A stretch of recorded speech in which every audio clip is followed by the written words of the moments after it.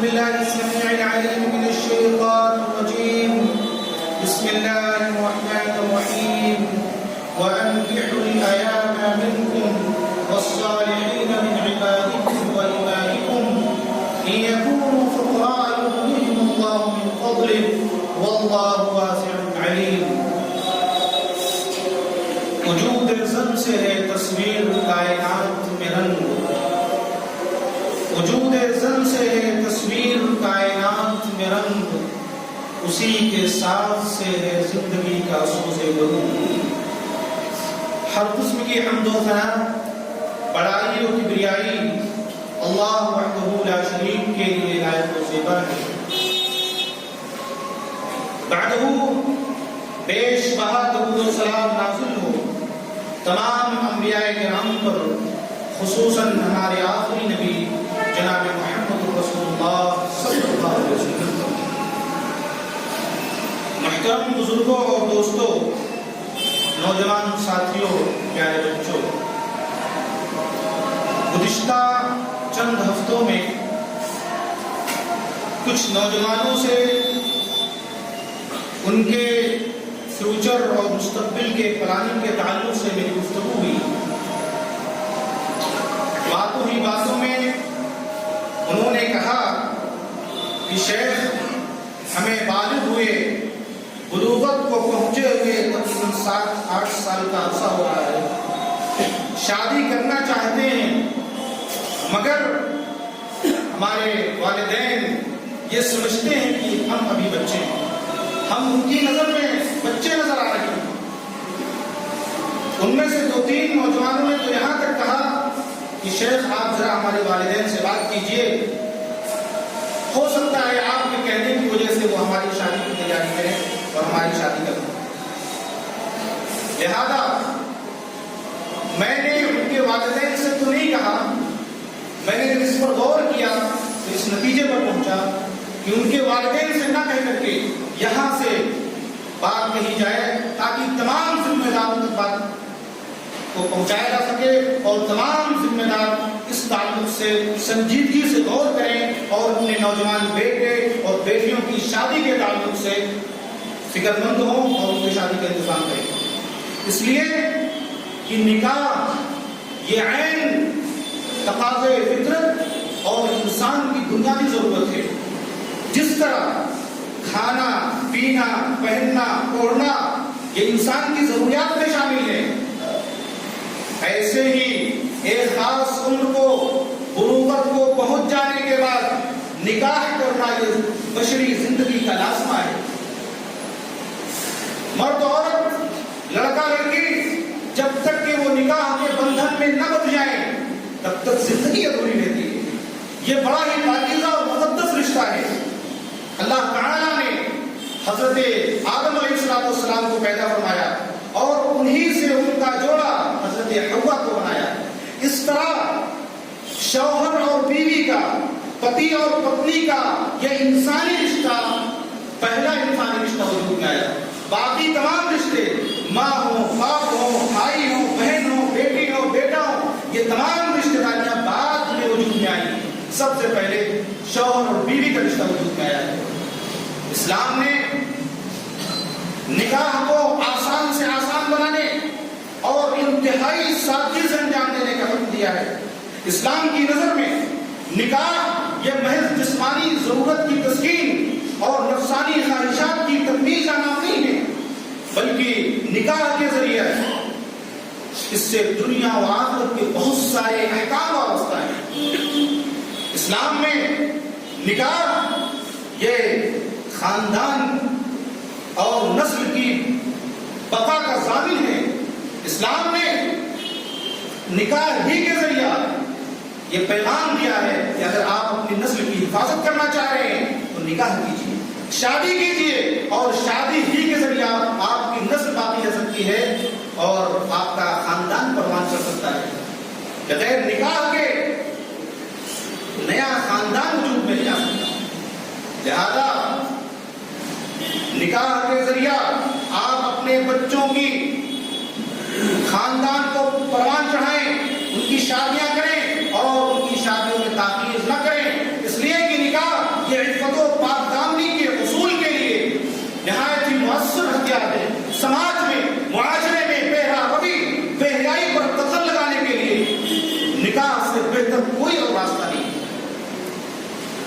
اور یہی وجہ ہے کہ اللہ تعالیٰ نے دنیا میں جتنے بھی پیغمبر اور رسول مبعوث فرمائے سب نے شادیاں کی اور سب کو اللہ تعالیٰ نے بیوی اور بچوں والا بنایا.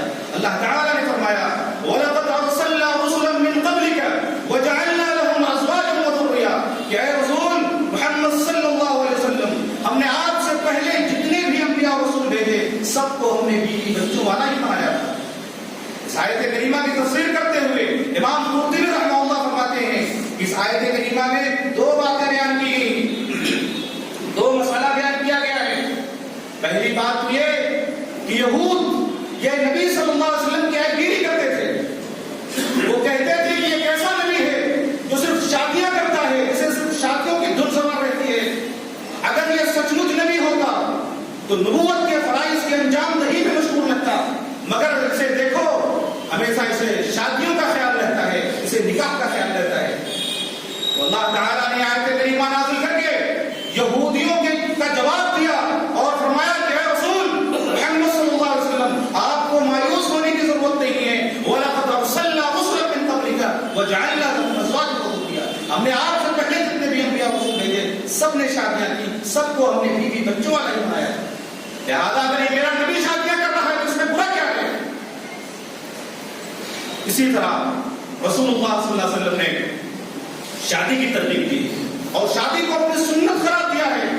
اور شادی سے بے رغبتی کرنے والے, منہ موڑنے والے شخص کے تعلق سے آپ صلی اللہ علیہ وسلم کا فرمان ہے کہ ایسے شخص کا مجھ سے کوئی تعلق نہیں.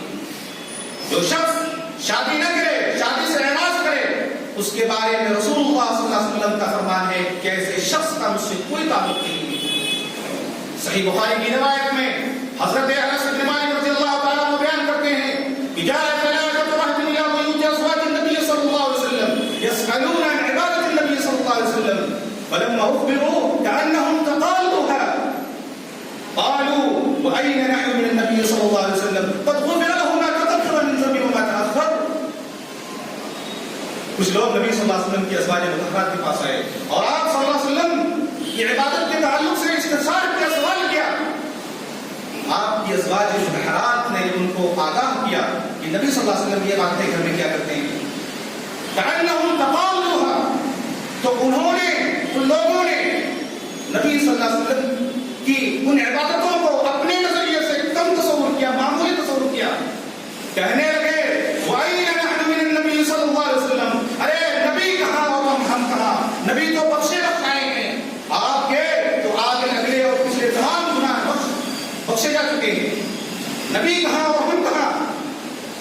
فقال أحدهم أنا أصلي الليل أبدا.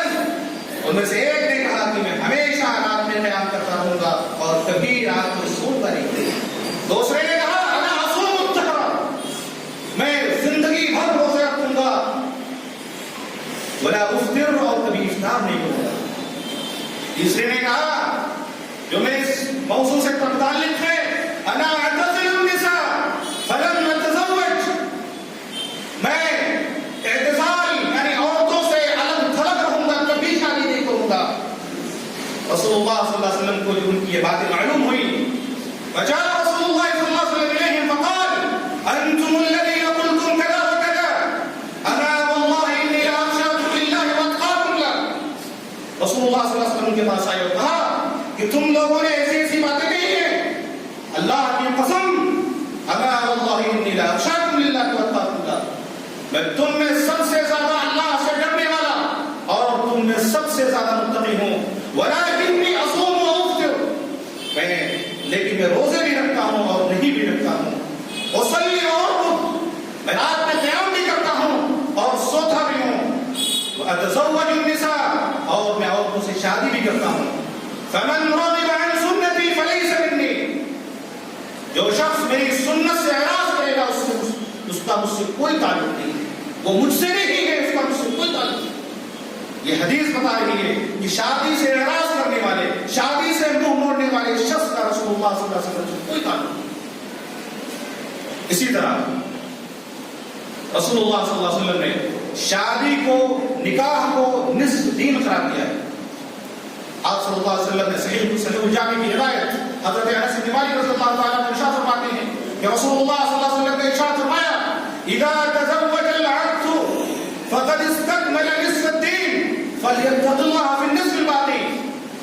کہ جب ایک آدمی شادی کر لیتا ہے، اذا تزوج العبد، جب ایک آدمی شادی کر لیتا ہے فقد استكمل نصف الدين، تو گویا اس نے اپنا آدھا ایمان مکمل کر لیا، اپنا آدھا دین مکمل کر لیا. فَلْيَتَّقِ اللَّهَ فِي النِّصْفِ الْبَاقِي، تو اسے چاہیے کہ وہ بقیہ آدھے دین کے بارے میں اللہ سے کرے. اور دوسری روایت کے الفاظ اس طرح ہیں: من رزقه الله امرأة صالحة فقد أعانه على شطر دينه فليتق الله في الشطر الباقي. حالانکہ اس روایت میں کچھ کلام ہے، کچھ علماء نے، کچھ محدثین نے اس روایت کو صحیح قرار دیا ہے، حالانکہ علامہ سیوطی رحمہ اللہ اور علامہ البانی نے اس کو صحیح الترغیب کے اندر ذکر کیا ہے. اور پہلی حدیث کا پہلے حدیث ملا ہے تو یہ حدیث معنی صحیح ہو جاتی ہے. رسول اللہ صلی اللہ علیہ وسلم نے ارشاد فرمایا: من رزقه الله امرأة صالحة، جس شخص کو اللہ رب العالمین نیک بیوی عطا کر دے، فقد أعانه على شطر دينه، گویا اللہ رب العالمین نے اس کے آدھے دین پر اس کی مدد فرما دی. فَلْيَتَّقِ اللَّهَ فِي الشَّطْرِ الْبَاقِي، تو اسے آدھے دین پر جو باقی ہے اس کے بارے میں اللہ تعالیٰ سے کرے. ان دونوں حدیثوں میں پہلی حدیث میں شادی کی ترغیب دی گئی ہے اور شادی کو نصف دین قرار دیا گیا ہے، اور دوسری حدیث میں نیک بیوی کو آدھے ایمان سے تعلق کیا گیا ہے. اس کا مطلب یہ ہے کہ نیک بیوی آدمی کو اسی صورت میں حاصل ہو سکتی ہے جب وہ شادی کرے، بغیر شادی کے اسے نیک بیوی حاصل نہیں ہو سکتی ہے. اور نیک بیوی یہ آدمی بہت بڑی نعمت ہے، آدمی کی سعادت کی دلیل ہے. رسول اللہ صلی اللہ علیہ وسلم نے ارشاد فرمایا: اربع من السعادة، چار چیزیں یہ اس آدمی کی سعادت مندی سے ہیں: المرأة الصالحة، المسكن الواسع، الجار الصالح، والمركب الغني. یہ چار چیزیں آدمی کی سعادت مندی میں سے ہیں. پہلی چیز کیا ہے؟ المرأة الصالحة، نیک بیوی. اگر آدمی کے پاس نیک بیوی ہو یہ آدمی کی سعادت مندی کی دلیل ہے. مگر افسوس آج عورتوں کے پاس بیوی، آج لوگوں کے پاس بیویاں تو ہیں مگر نیک بیویاں نہیں ہیں. آج مرد عورت بنے ہوئے ہیں اور عورتیں مرد بنی ہوئی ہیں.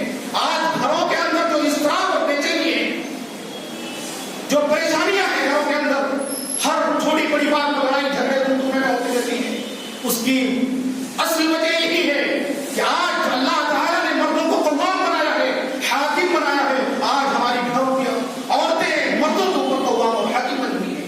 اسی وجہ سے سارے گھرانوں کے اندر سارے لڑائی جھگڑے اور فساد کی طرف یہ ہوتے ہیں.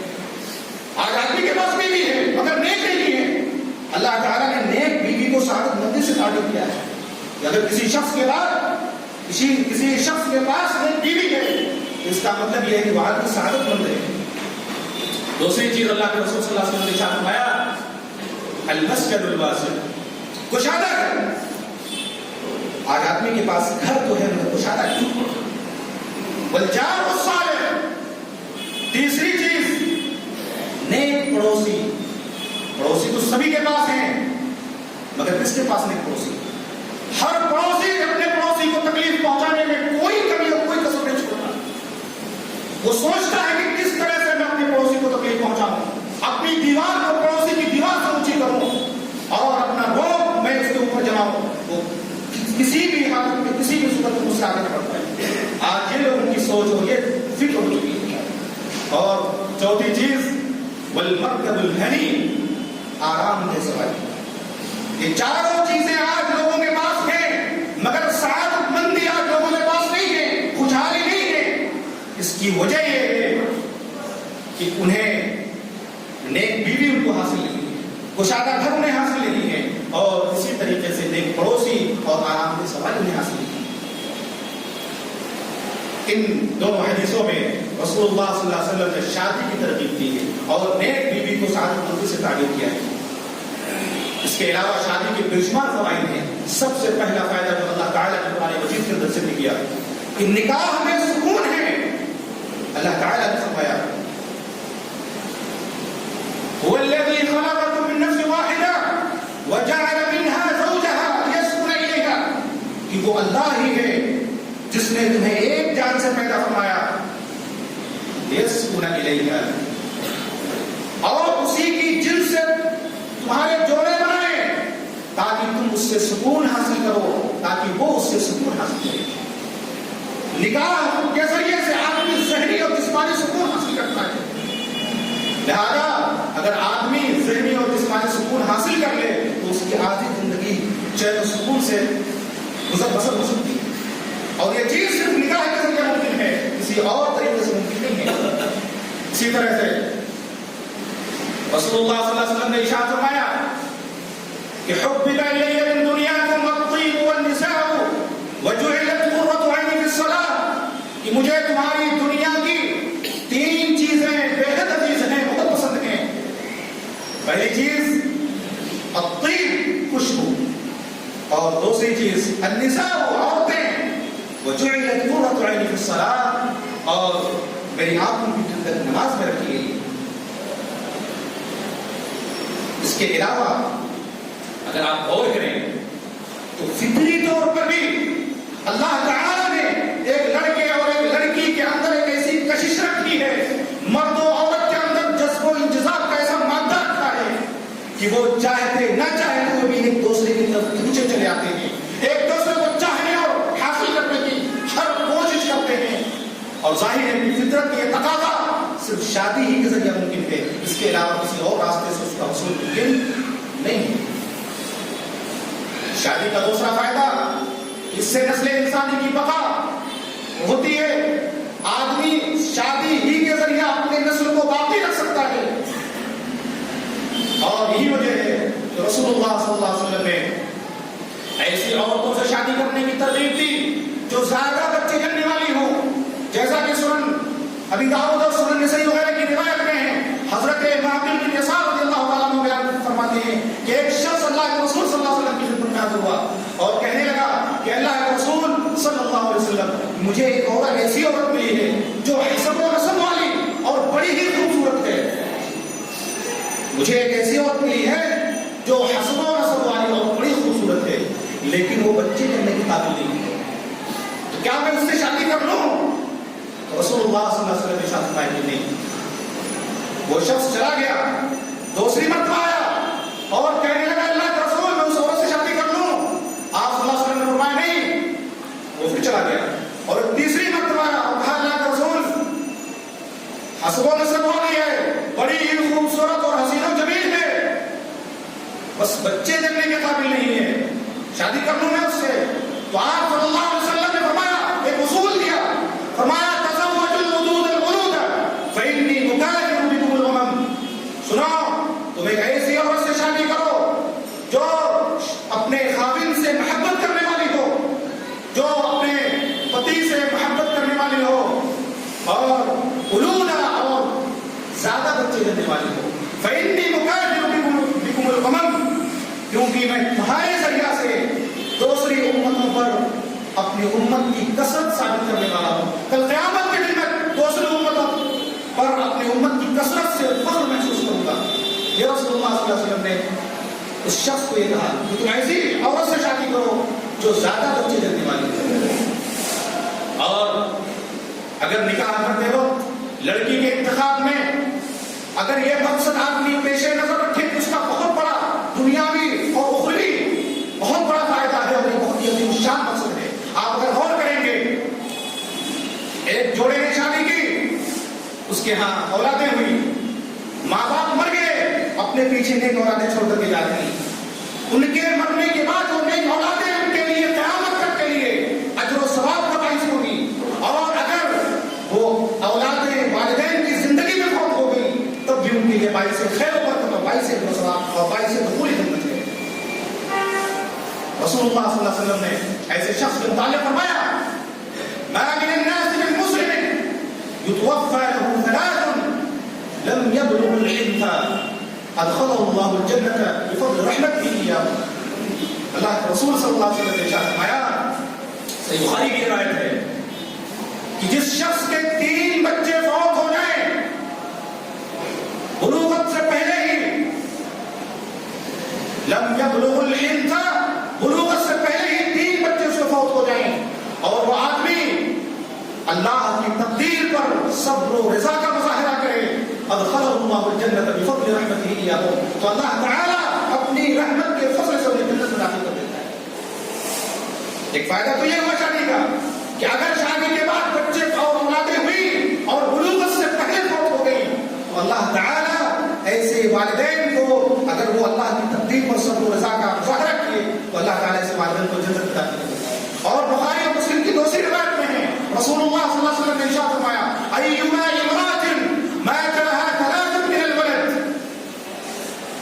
مات لها ثلاث من الولد، ایسی عورت جس کے 3 بچے فوت ہو جائیں کل قیامت کے دن اللہ تعالیٰ اس عورت کو کانوا لها حجاب من النار، اس عورت کو جہنم سے محفوظ کر لے گا، ان بچوں کو جہنم سے پردہ کرا دے گا. ایک عورت کھڑی ہوئی، کہا جائے رسول وثنان، جس کے 2 بچے فوت ہو جائیں. آپ صلی اللہ علیہ وسلم نے فرمایا وثنان، جس کے 2 بچے فوت ہو جائیں تو قیامت میں وہ بچے بھی جہنم کی آگ سے پردہ ہو جائیں. یہ تمام حدیثیں اس بات کی دلیل ہیں کہ شادی کرنے کے بعد اگر اولاد پیدا ہوئی، بچے پیدا ہوئے اور وہ بچے بلوغت سے پہلے فوت ہو گئے تو کل قیامت کے دن وہ بچے ماں باپ کو جنت میں داخل کرانے کا سبب اور ذریعہ بنیں گے. اور ظاہر ہے کہ بہت بڑی نعمت ہے، اور یہ نعمت آدمی کو تبھی حاصل ہو سکتی ہے کہ وہ شادی کرے، بغیر شادی کی نعمت حاصل نہیں ہو سکتی. اس کے علاوہ شادی کے بہت سارے فائدے ہیں. شادی کرنے سے آدمی کی نظر اور اس کی شرمگاہ کی حفاظت ہوتی ہے، شوہر اور بیوی کو پاکدامنی حاصل ہوتی ہے. رسول اللہ صلی اللہ علیہ وسلم نے بخاری کتاب نکاح کی روایت رسول اللہ صلی اللہ علیہ وسلم نے ارشاد فرمایا یا معشر الشباب من استطاع منکم الباءة فلیتزوج فإنه أغض للبصر وأحسن للفرج ومن لم يستطع فعليه بالصوم فإنه له وجاء. رسول اللہ صلی اللہ علیہ وسلم نے ارشاد فرمایا اے نوجوانوں کی جماعت، تم شادیاں کرو. یا معشر الشباب، اگر تمہارے پاس نام و نقدے کی طاقت ہے، جسمانی قوت ہے، اور اسی طرح تمہارے پاس نام و نقدے کی طاقت و قوت ہے، فلیتزوج، تو تمہیں چاہیے کہ تم شادی کرو. کیوں؟ اس لیے فإنه أغض للبصر وأحسن للفرج، کیونکہ یہ شادی، یہ نکاح، یہ نظروں کو جھکا دیتا ہے اور شرمگاہوں کی حفاظت کرتا ہے. شادی کے ذریعہ معاشرے سے بہت ساری برائیوں کا خاتمہ کیا جا سکتا ہے، اور شادی میں تاخیر کرنے سے بہت ساری برائیاں سماج اور معاشرے میں پنپنے کا خطرہ اور اندیشہ لگا رہتا ہے.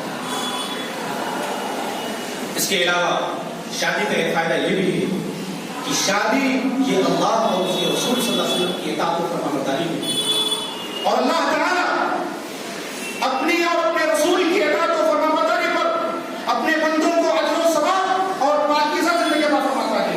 اور رسول اللہ صلی اللہ علیہ وسلم نے تو یہاں تک ارشاد فرمایا کہ جب ایک میاں بیوی اس طرح کی زندگی اور تعلقات قائم کرتے ہیں، ہم مستری کرتے ہیں، معاشرت کرتے ہیں، تو اس پر بھی انہیں ثواب ملتا ہے. صحیح مسلم کی روایت میں ہے رسول اللہ صلی اللہ علیہ وسلم نے ارشاد فرمایا وفی بضع احدکم صدقہ. قالوا یا رسول اللہ ایأتی احدنا شهوته ويكون لها فيها اجر؟ قال ارأيتم لو كان وضعها في الحرام اكان عليه وزر فكذلك اذا وضعها في الحلال كان له اجر. رواه مسلم.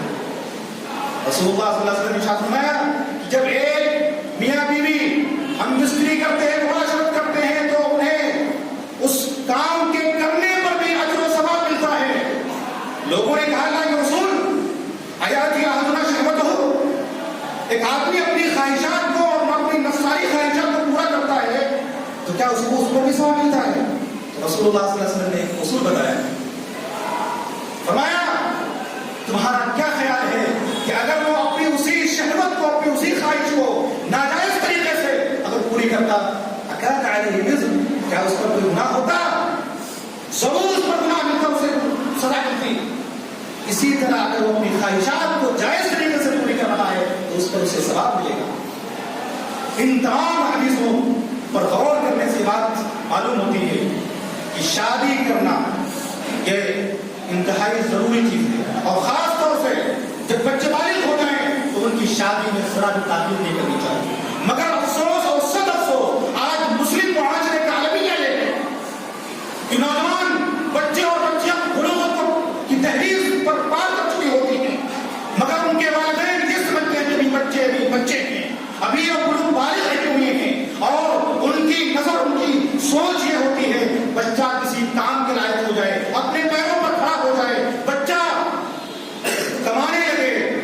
جا کر کے شادیاں کرتے ہیں. اور اس کے ساتھ ساتھ یہ بھی سوچ ہوتی ہے کہ کوئی مالدار لڑکی مل جائے. اور اسی طریقے سے لڑکی والے یہ سوچتے ہیں کہ کوئی مالدار داماد ملے جو ان کی بیٹیوں کے نازک نخرے کو برداشت کر سکے. اور لڑکے والے بھی نہ جانے کون سی حور اور کون سی پری کی تلاش میں رہتے ہیں کہ دسیوں رشتے ٹھکرانے کے باوجود بھی انہیں اپنی پسند کی لڑکی ملتی. اور پھر جب سینکڑوں رشتے ٹھکرانے کے بعد کوئی لڑکی ملتی ہے اور آ کر کے ان کی زندگی میں ان کے گھر میں ان کے گھر کو جنت بنا دیتی ہے تو پھر کہتے ہیں کہ ہمیں ایسی بہو ملی ہے جو ہمیں دن رات تنگ کرتی رہتی ہے. کیا آپ کی انہیں کمیوں کی کوتاہیوں اور کچھ فکریوں کا نتیجہ ہے اور تاخیر کرنے کا نتیجہ ہے. اگر آپ وقت پر کسی غریب لڑکی کو اپنے لڑکے سے بیاہ کر دیتے, شادی کر دیتے, تو آج یہ دن دیکھنا نصیب نہیں ہوتا. یہ بہت بڑا عالمی ہے سماج کا اور معاشرے کا. لڑکے بالغ ہو رہے ہیں, ہو چکے ہیں, مگر ہمارے گھروں کے ذمہ داران سرپرست حضرات اپنے بچوں کے تعلق سے کوئی انہیں فکر نہیں, کوئی احساس نہیں. لڑکی والے مالدار لڑکے کی تلاش میں ہیں اور مالدار لڑکے غریب لڑکی کو ٹھکرا کے رشتے کو بنا دیتے ہیں. یہ فکر انتہائی غلط اور شریعت کے خلاف ہے. ہماری شریعت کی تعلیم یہ ہے کہ جب تم میں سے کوئی دیندار لڑکا, باکردار لڑکا تمہارے پاس نکاح کا پیغام لے کر کے آئے تو تم اس سے اپنی لڑکی کی شادی کر دیا کرو.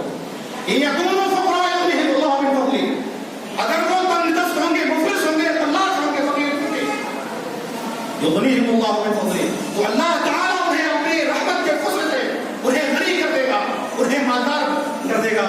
واللہ واسع علیم, اللہ کشادگی والا اور علم کرنے والا ہے. ہم سوچتے ہیں کہ مالدار لڑکی ملے, وہ اپنے گھر سے سامان جہیز لے کر کے آئے اور ہمارے گھر کو بنے. اگر آپ واقعی مرد ہیں تو پھر اپنی مردانگی کا ثبوت دیجیے اور ایسی غریب لڑکی کو اپنے گھر میں لے کر کے آئیے. آپ کو عزت بھی ملے گی, آپ کے گھر میں امن و سکون بھی ملے گا. مالدار لڑکیوں کی تلاش میں آپ اپنی مستقبل کی زندگی کو اجیرن بنا دیتے ہیں. مالدار لڑکی آئے گی تو آپ کے ناز نظریں نہیں پتا چلے گی.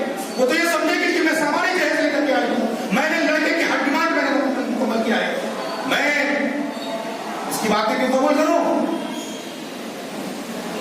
وہ پورے گھر کو اپنے سر پر اٹھا کر کے پورے گھر والوں کو ناچنے پر مجبور کر دیں گے. لہذا رسول اللہ صلی اللہ علیہ وسلم کے یہ فرمان سنو, اذا اتاکم من ترضون خلقه ودینه فزوجوه الا تفعلوا تکن فتنة فی الارض وفساد عظیم. جب تم میں سے کوئی شخص نکاح کا پیغام لے کر کے آئے جس کے اخلاق اور جس کی دینی حالت تمہیں پسند ہو, فزوجوه, تو ایسے لڑکے سے اپنی شادی کر دیا کرو. الا تفعلوا, اگر تم ایسا نہیں کرو گے, تکن فتنة فی الارض وفساد عظیم, اگر تم ایسا نہیں کرو گے تو زمین میں فتنہ اور بہت زیادہ فساد برپا ہو جائے گا.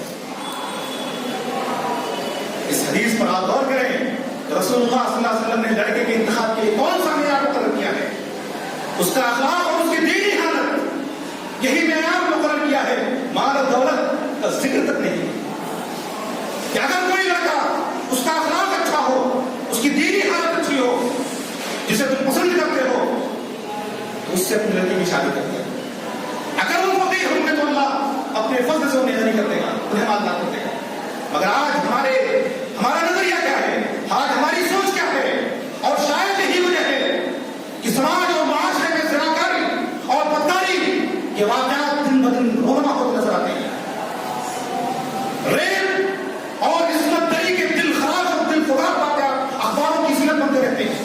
مسلسل اخباروں میں ہر دن بلا ناغہ اخباروں میں سننے کو آتا ہے, یہ پڑھنے کو آتا ہے, اور ہر اخبار بھی انسان اس دردناک خبروں سے آگاہ ہوگا کہ جرائم ٹکڑے کا نام نہیں لیتے, بدتمیزیاں کم نہیں ہوتی, معاشرے اور سماج سے بے حرمتیاں, بے حرمتیاں, عصمت فروشیاں اور دوسروں کی عزت و عصمت میں دست درازیوں کا سلسلہ ختم ہونے کا نام نہیں لیتا. آخر وجہ کیا ہے؟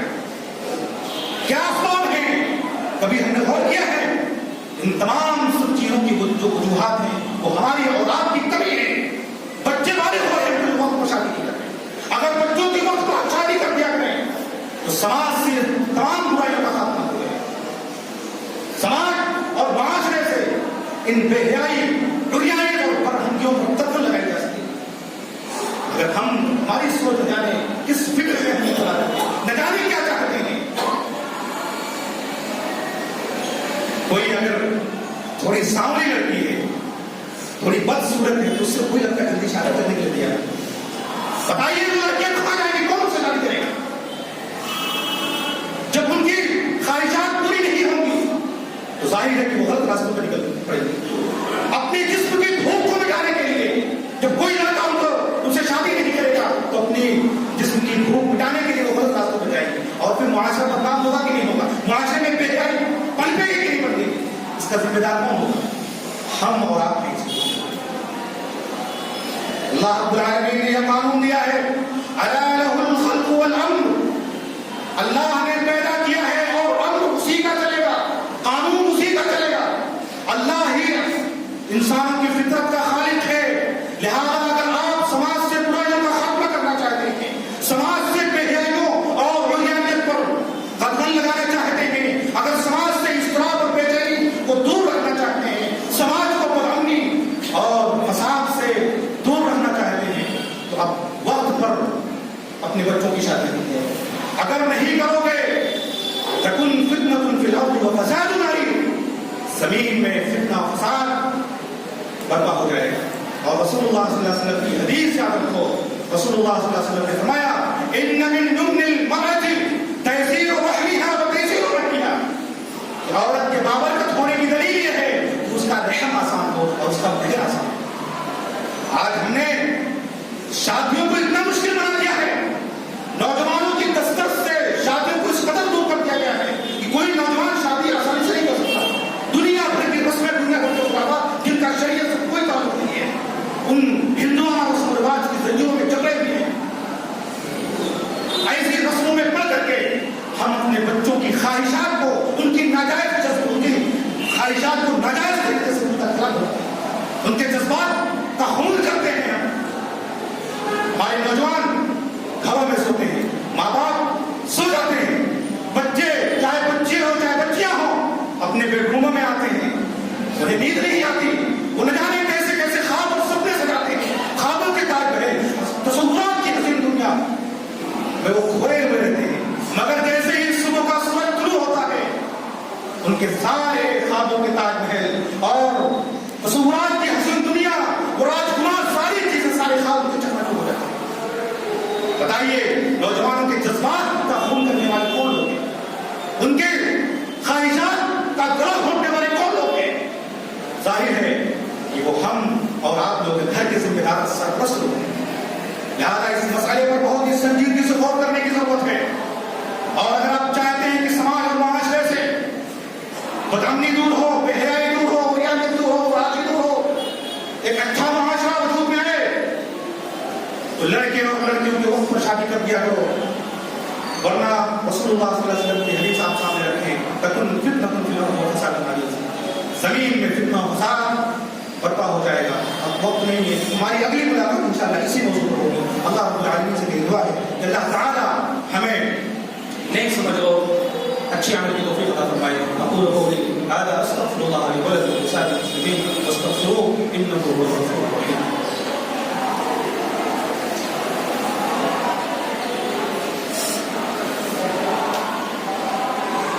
إن الحمد لله نحمده ونستعينه ونستغفره ونعوذ بالله من شرور أنفسنا ومن سيئات أعمالنا من يهده الله فلا مضل له ومن يضلل فلا هادي له وأشهد أن لا إله إلا الله وأشهد أن محمدا عبده ورسوله.